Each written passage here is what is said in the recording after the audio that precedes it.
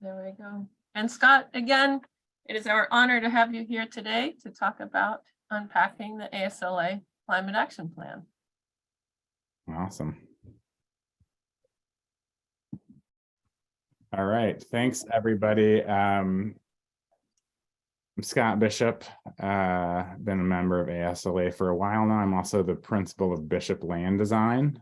I have served for 2 years prior to this year in the Climate Action Committee, and had served as on the committee, from its inception, with a number of folks that are actually on this call, who much appreciate.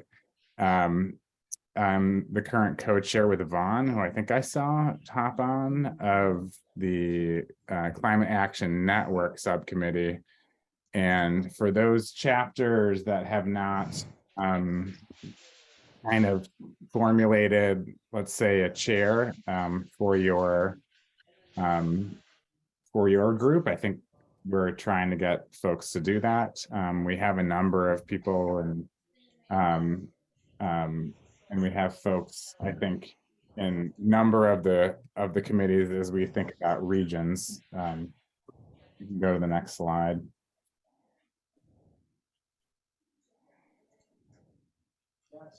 So,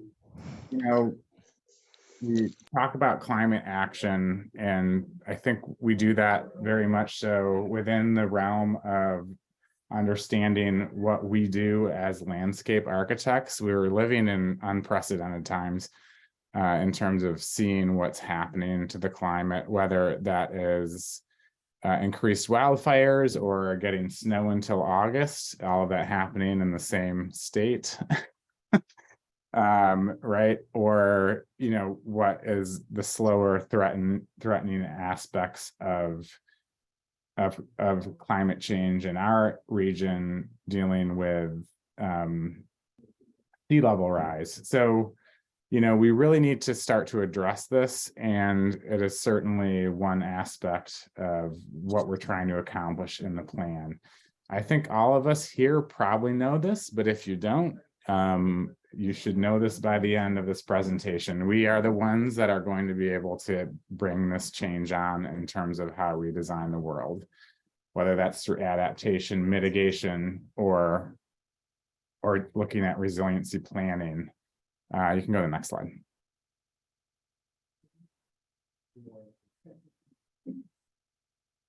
So, a lot of this comes out of what we would call science, which I think is something that we should follow. And this is from the IPCC report. This is all what we know as human-made. Human activities have caused this. This is not something that's been created by volcanoes. There's widespread and rapid changes in the atmosphere, and the cryosphere, and in the biosphere. And climate change is affecting weather and climate extremes across the globe. Future changes are going to be tracked and somewhat unavoidable, but we can help to mitigate how severe that will be for not only ourselves, but for other creatures and systems and ecosystems on the planet. You can go to the next slide. The goal that we have started to track is really how we can mitigate this 1.5 carbon budget, and how we need to kind of bend that curve and moving that down. And this really is a global effort. It really is thinking about how we deal this across all sectors, and being generalists, we are involved in many of the sectors. In terms of materials, in terms of design, in terms of collaboration, and how we deal with cities. We really want to prioritize equity, climate justice, social justice, and inclusion as we look at how we do our work. On the next slide, this is really our call to action, which is the Climate Action Plan, and how we can think about this opportunity as landscape architects. So our group, as well with many others and many consultants, have put together the Climate Action Plan. This is really a 5-year plan. We know this is our first stab at this, so we want to just say, like, the reason why we want to talk about this today, the reason why we want everyone to read this is to give us feedback on how we all move forward. We want to leverage our collective power. That's why ASLA and BSLA are involved in this. And we want to figure out how we can basically serve as a model if we are going to lead, which I'll talk about a little bit later. This is how we start to do that. So, you know, ASLA has engaged Honeycomb Strategies to work with their climate action plan, but today I'm going to talk a bit about what we have been given out of this process, which is the Climate Action Field Guide, which is exclusively for landscape architects. One of the things that we're trying to do as part of this plan is to make sure that we're starting to think about the land in a different way. Not from like, I'm the one here now, but like, let's think about who was here prior. We want to acknowledge the indigenous people and the original sovereign nations that were stewards of any piece of land that we look at. We understand that many of these lands were taken and not given. And so there is a lot of displacement and dispossession that occurs. And we seek to collaborate with these folks when we do projects to better understand the relationship between indigenous people and the land. We also recognize that the United States has been built on forced labor of African descendants. Our society and its landscapes are their heirs and benefactors of the coerced struggle, which we recognize and seek to rectify. And all of us should remember that when we look to thinking about environmental justice, as well as working with whoever the community is that we're working with.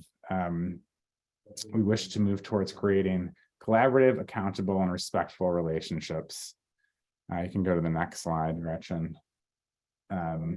We live in unprecedented times, and we've developed a climate action plan in the spirit of great optimism. I think some of the things that we outline in here, I question even going, how am I going to do that? But that just leads us to thinking about what tools do we have? And as we've started to say over here at BSLA, we're just going to count it, you know, whether that's carbon drawdown or whether that's materials or whether that's certain metrics. I mean, that's really the important part of what we do, is to identify and then try to rectify. We envision communities becoming healthier and economically stronger throughout this plan as we start to utilize it. And we are, as I'm pretty sure that almost everyone on this call has worked with a community to achieve that vision. So it's not like we're asking folks to do something that's outside of what we practice. It's actually just putting it in the right kind of viewpoint. We are uniquely qualified. We design with living systems, and honestly, not a lot of other folks do what we do in that way. So we have kind of the best generalist view of how these things all come together between communities and living systems, and looking how we can prepare everybody for what is coming within the world. So the idea is that we really want to get to zero emissions by 2040. And you can go to the next slide. And that isn't really an offset of what we've already signed on for as ASLA with the ASLA Climate Action Commitment, which was presented at the UN Conference of Parties, the COP26 in Scotland, and reaffirmed at the last COP. So we've made this commitment as ASLA, and those of us that are members are saying, yeah, I think that this is really the direction that we should go in. How are we going to do this? We are going to do this through nature-based solutions and technological innovations. Again, who else other than ourselves? And the folks that we work with are best suited to look at how we repair global ecosystems, foster human health, and support well-being and happiness, while we cool the environment and draw on atmospheric carbon. You can go to the next slide. I'm going to hit this one up again, but a little bit later on. But the reason why this is important, the reason why we have to view things this way, is we are a part of a global system. Climate change impacts everyone on the planet. So thinking about how we do this, and I'll talk a little bit more about SDGs, but we are actually part of a larger organization that we need to collaborate with in order to make this happen. So sometimes we need to familiarize ourselves with things that we hadn't typically done in the past, in terms of some of the UN frameworks. The next slide, Gretchen. So just to jump back a little bit on how the plan was formulated, there are really kind of a few predecessors, which is Climate Action Now. There was the Climate Action Survey, and really what was represented a couple of years ago by Tori, which was that we were going to undertake this as part of a component of the strategic plan. And so that happened a couple of years ago at the annual meeting. And then this past meeting, obviously, Tori unveiled these two documents, which are the Climate Action Plan and the Climate Action Field Guide. So those two things really, they each address different aspects. One is really about what ASLA is doing, in terms of their work, in terms of that organization and how they can bring this to light in terms of their general operations. I think the critical thing for us is really the Climate Action Field Guide, which we'll dive into a little bit. And that document is really about how this is a tool for us, how we use that to educate other folks and how we get that to activate some of these actions. Next slide. So both of these address three kind of groups. They're all offsets of what we'll dive into in a minute. And they're all, I think, worth a good read. There are basically 3 goal topics, and then there are 6 key initiatives with subsets of those. You can go to the next slide. So the goals really are practice, equity, and advocacy. So practice looks at climate positive approaches, where equity looks at empowering communities and advocacy looks at building coalitions. The framework, you can go to the next slide. This framework of 3 major goals and has basically 6 initiatives. So just a little bit about the structure of the documents for those that have not actually engaged in getting through either the executive summary or even the larger plan. It gets down to the nitty-gritty. I'm going to still keep it at a high level as we unpack, but the goal here and the kind of work that we're doing right now is to make sure that everyone's kind of getting familiar with like what's in the plan and some of the major points. So within practice, we look at basically carbon drawdown and climate resilience work. In equity, we will look at cultural empowerment and climate agency. And within advocacy, we look at climate leadership and creating the global alliance, so just touched on briefly. So yeah, you can go to the next slide. This is a sample of that section. You can see it's on page 43 if you want to look at it. And so we can see there's quite a few levels of detail here. Again, I'm not gonna read the document verbatim. I think I just want to help guide folks through this. So we can go to the next slide. Again, you can see really the ASLA policy and the Climate Action Plan objectives influence and shape local, state, and federal policy on climate action. ASLA is working to develop a network of economists and market analysts on zero emission growth opportunities. ASLA is, and these again are part of what ASLA are doing in their portion of the plan. ASLA spearheads efforts with product manufacturers to achieve a zero emission supply chain, and is also collaborating with allied partners and resilience and social justice organizations on a climate summit. And, you know, Vaughn and I and the Climate Action Network, we're looking at kind of collecting other organizations outside of ourselves that are hopefully going to join in this. And it's interesting, when I do present to various folks, I do find that there are other organizations out there that we really need to start to align with. All right, we can go to the next slide.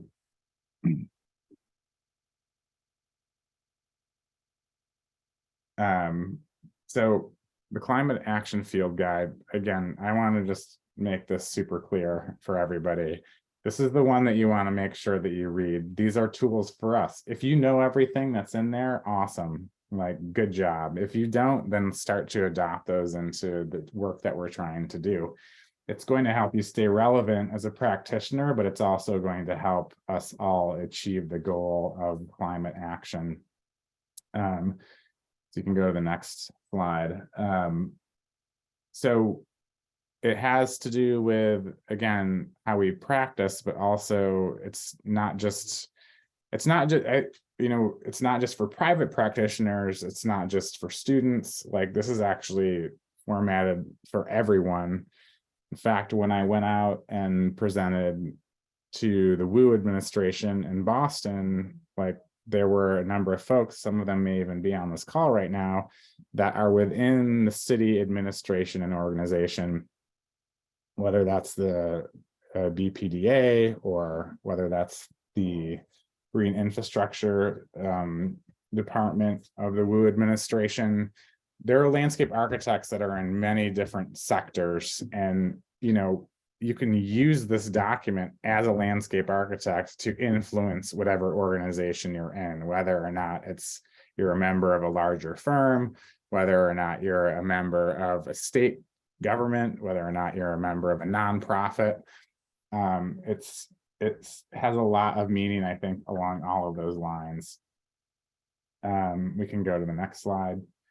So it really is a useful guide. It has links throughout the document, which you can see here. Those are all in PDF format. I can't seem to click on them on my piece of paper. It doesn't really work that way yet, but it does work when you have the PDF. And so there's more to it than just the words that are on those sheets. It's actually the fact that there are many other directions that you can go, kind of choose your own adventure, so to speak. So you can go to the next slide. We're gonna just kind of jump into some examples of the objectives in each of the goal topics. There are many, many more than this. Again, it gets more and more finite as we look at the different objectives and then the different actions under the objectives. But I think this is good to cover as a start to see where you all gravitate towards. But really what we're trying to do with carbon drawdown is achieve zero embodied and operational emissions and increase carbon sequestration. That's a lot. I'll be honest, that's a lot, especially for someone that woke up at 3:30 to get on a plane to go visit my clients in another state. But it doesn't mean that the technology and things aren't going to adapt. So what can we do within our realm, and how do we think about how we deal with that within our own practices as we look at this from an incrementalist standpoint? So we want to design climate positive landscapes. That's always a good thing, as our projects can sequester more than they are creating. We want to design pedestrian, cyclists, and public transportation centric communities, and we want to reduce energy usage and support renewables within our projects. Those are the big chunks. The next section, if we look at climate resilience on the next slide, is thinking about how we enhance capacity. Landscapes have tons of capacity to do really cool things, not just sequester carbon dioxide, but they can increase biodiversity. They can increase the livability of cities and communities. And so we want to expand ecological services to improve climate resilience, protect, conserve, and enhance biodiversity, and incorporate ecologically sound land management practices. And, if possible, and if at the right scale, support regenerative local agriculture and increase food security, which is, again, key and critical elements to livable cities. Next slide is climate agency. We want to advocate for climate justice and social well-being. So, some of us that are more in public practice, I'll show you some examples of this and some work that I've done in Detroit, but really, how do we create that agency? How do we build a community around these issues and increase understanding of climate injustices related to the situation that people are in? Whether that's an aspect of redlining, whether people have been exposed unintentionally to contamination and or just aspects of climate change that was not foreseeable. And explore pathways to financial sustainability within communities so that it's not a reoccurring event. That's a little bit tricky, but these are all going to be a little bit tricky. So we want to continue to imagine how we move forward. Cultural empowerment is the next slide. And we want to learn from cultural knowledge and systems and practices of care. So we need to listen before we act. So that means learning from Indigenous communities through collaboration is one aspect of this. As I had done in the intro, showing respect through land acknowledgement and planning and designing with Indigenous people, also embedded folks within communities. How do we best understand what the issues are so that we can unpack those and design to them? And then global alliance is the next slide. So I don't know how many of you, and you don't need to raise your hand, but have actually gone through the UN SDGs, which are the Sustainable Development Goals. But those, again, those are really formatted in a way that I can go and work on a project in Nigeria, for example. And if I am looking at the SDGs, and they will have actually outlined the SDGs that are most important for their plan, because if they're a member of the COP, they've done that. And they have a pathway towards basically carbon drawdown. So understanding those, that's really important in terms of like formatting context. So it's always good to check that out if you're in a jurisdiction outside of somewhere that you know. But they're also pretty useful tools to think about how we think about sustainability. Going global is basically what I said before. So let's increase the way that we talk to folks around the planet about landscape architecture and about what we can do, but also how we collaborate with other groups, because this is a global challenge, right? Like the warming that is occurring is from generations and generations of legacy carbon emissions. And so we're all kind of in it. There's obviously more nuances in terms of how it's being, how we're thinking about that globally, but we have a role to play, whether we're acting locally, potentially to make that happen, or if we are basically acting globally and locally. All right, we can go to the next slide here. All right, so climate leadership, I just wanted to give this one as example on some of my own work. And when you guys present, I think Gretchen, I don't know if we sealed this, but I think we can use this as a template. If other folks are going out there and talking to other mayors or talking to their other clients, which is what we hope for, honestly, is that, talk about your projects, talk about your story. So this is just an example of me talking about one of my projects. So how do we galvanize climate champions?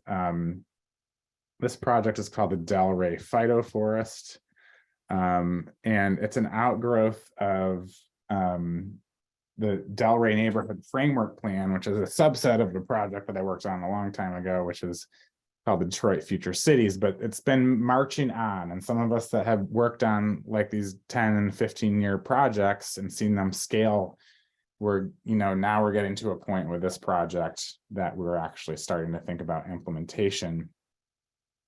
This project ended upon us turning in the plan, but we had several aspects that we wanted to continue on. So, I basically helped to form what was going to be the project.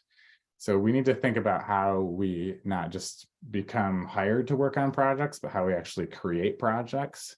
And so the Delray Phytoforest project is one of those. I found American Forests. I found Delta Institute, and I set up a series of discussions with the U.S. Forest Service to use some of their tech on this project. That's really how we got the ball rolling on this. And it's now a project where we're starting on the pilot within the next few weeks. It takes a big effort to do this, I will not lie. But, because you basically have to write a scope of work without getting paid for that. But in a way that's detailed enough to actually look for grants, which is what we're doing now. We're still, it is the city's land, and they are very much involved. In fact, we had to make sure we could sell this to the mayor so that the land transfers happen for the pilot project. You can go to the next slide. So again, part of this is like, how do we engage the public, right? Like, that's the first group. This is what we did as part of the neighborhood framework plan. It happened to be during COVID. Normally, we would have meetings where we have a whole series of tools that we're utilizing to gain metrics and talking about the plan at the same time. We had to innovate, which is always good. So we had kind of a movie night, a drive-in movie night, but also you could just set out blankets, so it wasn't like you needed a car. It could be whatever. We basically set it up so that it was socially distanced. We not only talked about the plan, we actually showed a real movie so that we could get people to draw down there. You can go to the next slide. So this next objective is working with elected officials. This may just seem like a graphic to you all, but this is actually this slide was created specifically for the mayor of Detroit, Mayor Duggan, so that he could understand that what we're doing was not just like planting a bunch of trees, but what we were trying to do is to reduce contamination levels to increase property value so that they could dispose of this. All of this land is held by the city of Detroit and its land bank, or by the city itself. That's not what a city wants to do. That does not make them any tax dollars. So figuring out how we use this project, but also the slide was like, okay, start to communicate directly with public officials and elected officials when you're targeting these types of projects. And then, so what we're saying here is basically at some point, once we clean this up enough, there will be developer interest. We're using a cool technique called phytosensing, which again helps us to actually map contamination. And then secondarily, this is what we call a short rotation woody crop. We're utilizing that in order to drop the contamination, but also to be used in products. Eventually, as we see developer interest, they kind of nest within these forests that are secondary forests and will not be further harvested because the contamination level is low enough for occupation. We can go to the next slide, which again, I think talks about that. If you're in that little office building, how are we as landscape architects thinking about how we protect and support employee health and well-being? This is also within your own firm. Like, how do we think about that, obviously? But how do we think about this in terms of other folks working other places? So, understanding and evaluating what is happening. What we know in Detroit is that there's a giant, a new border crossing that is going to be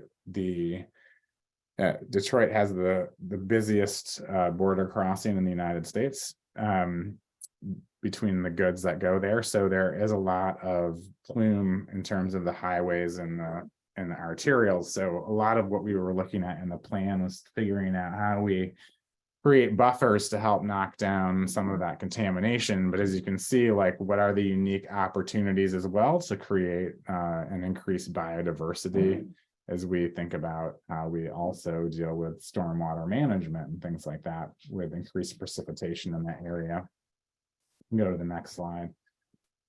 So it's all about thinking about these coalitions. So we had, talked to local businesses, we talked to the workforce, we had a steering committee, which was made up of a whole another group of folks that represented the area and the district, as well as the residents, the city of Detroit, the Great Lakes Water Association, and people that are going to potentially visit that area. And so that has helped figure out how we determine those collaborative actions. Go to the next slide. So when we look at planning, and this is actually from the framework plan, which got us to the actual implementation plan, like looking to develop ideas about nature-based solutions and utilizing community design and planning, which is something that we're continuing to do on this project as we basically talk to everybody in the neighborhood. So when we're going and evaluating sites, they're not like, why are these dudes walking around with crazy, enviro suits? We need to make sure that we're letting them know what their real situation is. And that's another aspect of this. Think about transportation. And then also think about agriculture, which is what we're doing here, because this is, again, a short rotation woody crop and the reduction of greenhouse emissions. There's more to this. There's the climate leadership guide. And then I think you can go to the next slide. Just trying to get through all this for everybody here. Think about how you can participate in these key climate actions. So in terms of, and this is on the next slide, Gretchen, take action, volunteer, be a leader, express yourself and like how you think you can pull this off. And then within the firm or organization, use the plan, show people what you're working on and how it's related to the plan. Figure out how you find the funding. This is not easy. I'll tell you, in terms of the Delray project, that hasn't turned out positively on my balance sheet yet. Not that it won't, but you really need to figure out how you get momentum, and then how we create resources to talk about this. And that's, again, kind of what I talked about, is that, we will be issuing these templates that, again, other folks can insert your own projects. It won't always just be like, oh, there's another one of Bishop's projects. So that you guys can talk about the work that you're doing. And then, again, be in a community, join the collective organization, and try to give back to folks. And go to the next one. So, I think the field guide as well is really, I think the one point that I wanted to make here is, we are still, this is all embodied in the work that we're all doing all over the world. And, having IFLA be a part of the core of what this plan is, it really strengthens, you know, how we think about how we work together. And so you can be in Vermont and still be a part of the global commitment, which I think is really cool. All right, we can go to the next slide. And then, you know, as we go through this, and as you go through the plan, you know, look for the toolkits that are embodied within the plan, and then figure out how, which is really the important part of actually digesting that document, it really is a good resource. And then finally, almost through here, guys, you know, read the plan, as I just said, download and use the field guide. And then, you know, if there are folks here that don't have anyone that's part of their, does not have a climate action committee within their chapter, go and talk to the leadership in your chapter so that you can get somebody that we can then talk to when Vaughn and I talk to the Climate Action Network quarterly to update people about resources and how they can actually utilize what we're trying to create in our committee. That is it. I'm happy to talk about this with everybody here, and Gretchen, if you want to see what has come through the chat. There is, if you really still need to look, I think Gretchen, I saw you post the link, but there's a QR code on the final slide here. If you want to snap that, it will get you to all the goodies in terms of the plan. Okay, that is my story for today. And I'm happy to, again, we can talk generally, we can all finish our lunch, whatever anybody wants to do, or Gretchen, if you want to just pull up some questions that you saw go in the chat, let's go in that direction. I'll let you wrangle. Absolutely. So I just stopped sharing. I'm going to turn my video on and invite you guys to do the same. To have a conversation about this. There was a question in the chat about, you know, will you be able to access the recording? Yes, for sure. And we can email that out to everybody who's registered for this, and we'll also post it at BSLA. That's an easy one, but I know there's lots of harder questions out there. Please voice them. Pallavi. Thanks, Gretchen. That was amazing, Scott. Thanks for that presentation.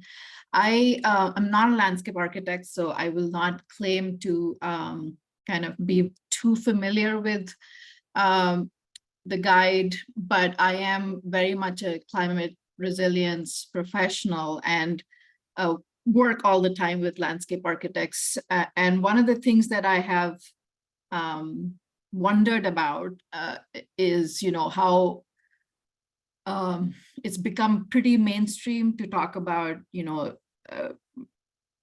standards that are either, you know, lead-based neighborhood development or sites in landscape design or you know, envision for infrastructure projects.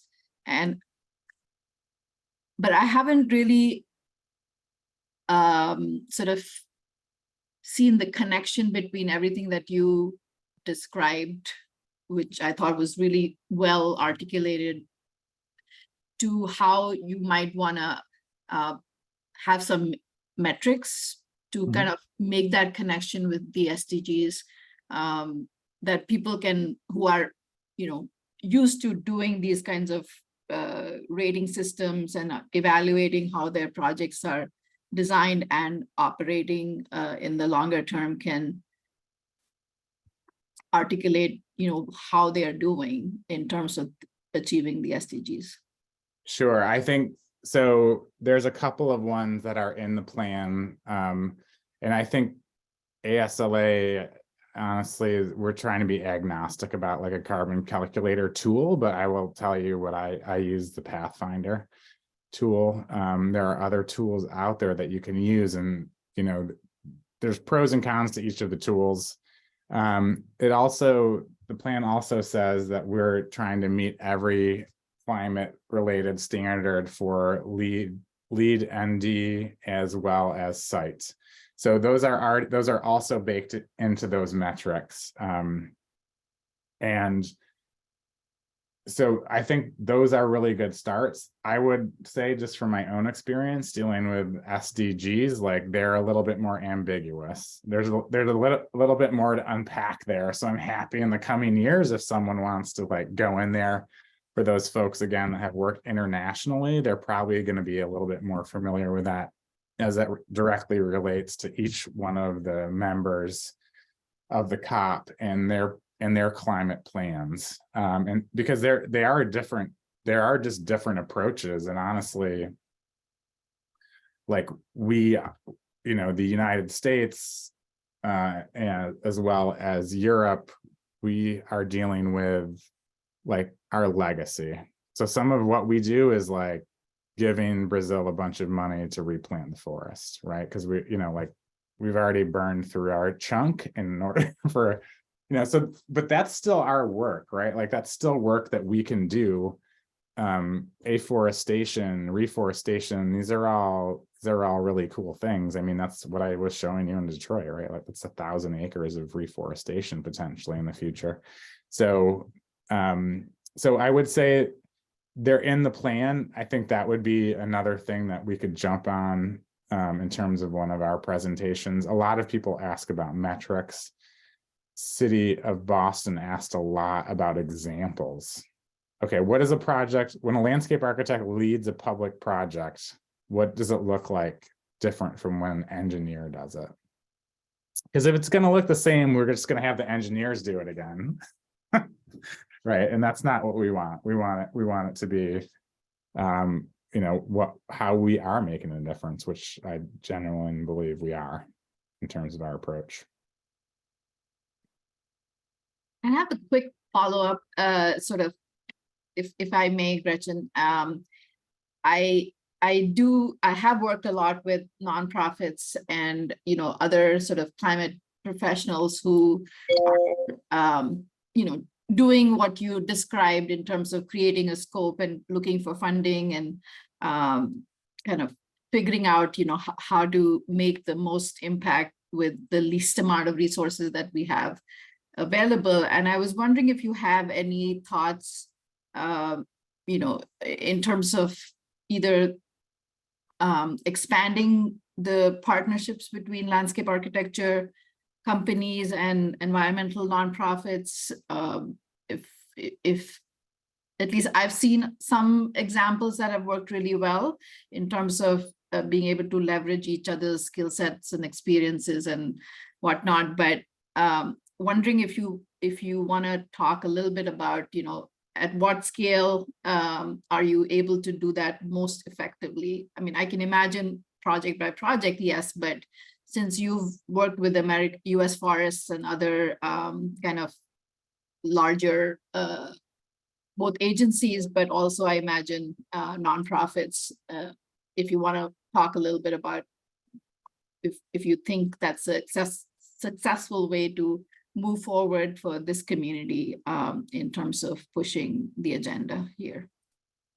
I think it is a way. I would say again, it starts out in a different, it's a different bucket, right? Like, I mean, you have to have resources as a private company to be able to support projects that are going to be baking for 3 or 4 years, right? Before you see the first dollar, and you may be matching those first dollars 1 for 1, right? Like you may be also just serving in a nonprofit capacity as a for-profit company. So, I mean, I would hope that as we move forward, there's more alignment with that. What I do believe is that the nonprofits, in theory, support the work and can get the dollars that a for-profit company cannot get. So, that's the magic. Whether or not that's going to come together has a lot to do with how we then communicate with, you know, our folks in government on many levels to make sure that the grants are making their way down and that those grants are identified for landscape architects. And that's, I think, those are two really key points to how this comes together. Thanks, Pallavi. I know there's more questions out there. There's one in the chat from Jennifer Peter.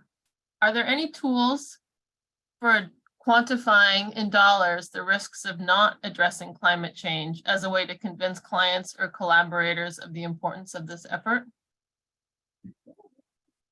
That's a great question. I don't think I have the answer to that. We look at it like on our projects when we work with private developers. I can't come up with a specific metric per se, but I can give them examples about what is coming down the pipeline.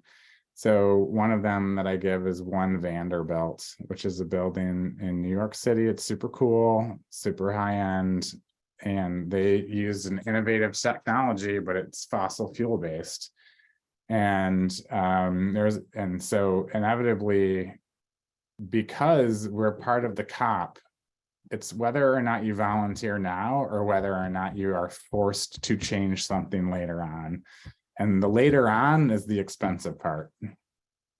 Harvard also, their new power plant is gas turbine technology. If Massachusetts says, yeah, we need to move out of using fossil fuels by 2040, like that plant's only been commissioned for 15 years before it's decommissioned. That's a huge cost, right? These things are either going to have to be voluntary or they're going to potentially impact you later on down the line. It's the same issue that we've had, which is the frog in the boiling water kind of thing. So just do your best to convince clients to not be short-sighted. I mean, that's the best that I can do right now. Sometimes I win, sometimes I lose, but at least I've won a few. And that's what I mean by this incrementalism, right? Like, how are we going to get people to move? Like, start measuring, start talking about what the impacts are going to be, start talking about how the world could change. We're not going to get away from this.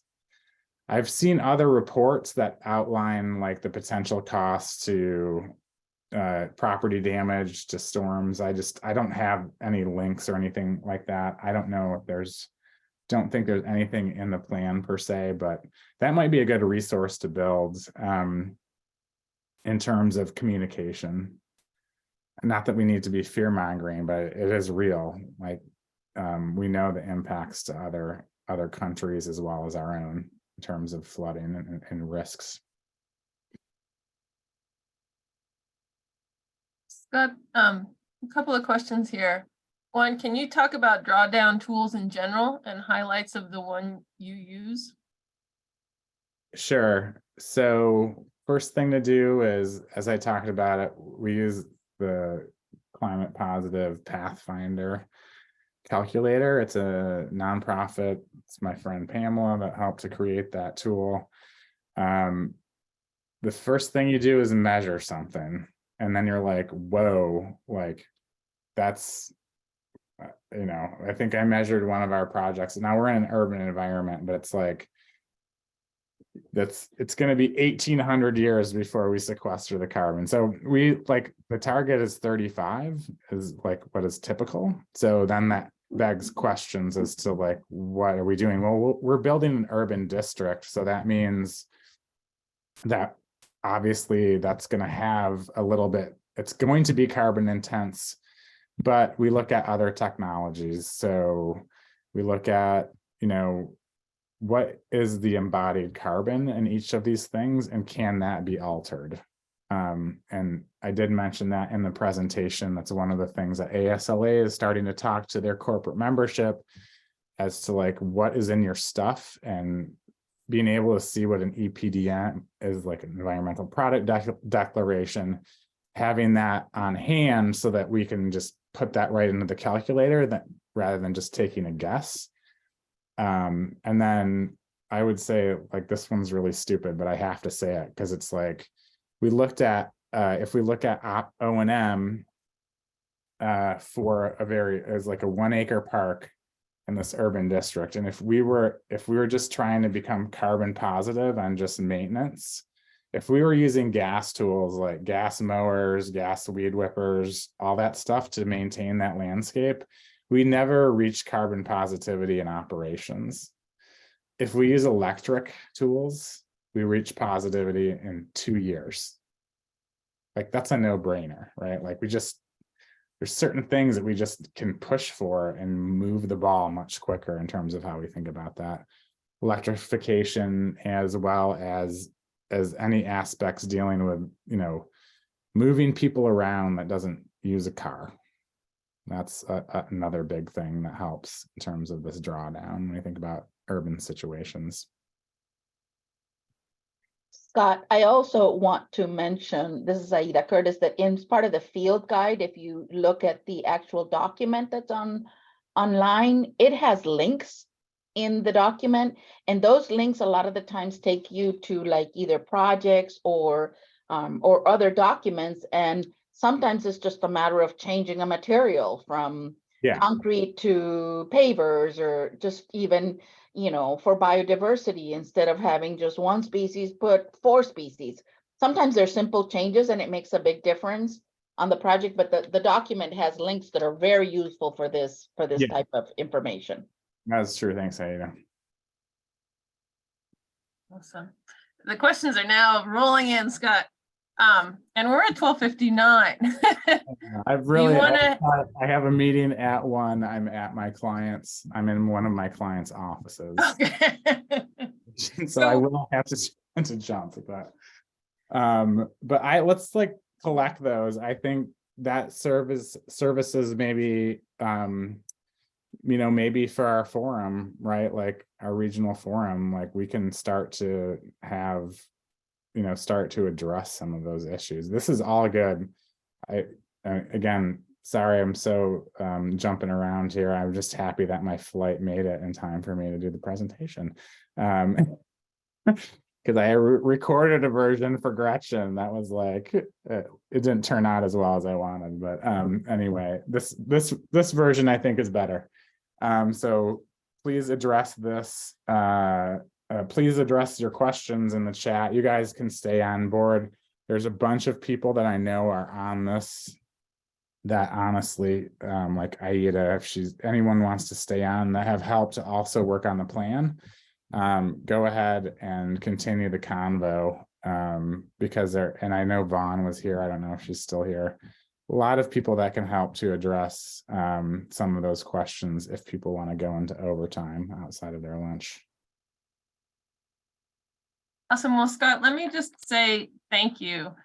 This is being recorded. We will share the link. I am collecting these questions so that we can dive back into them.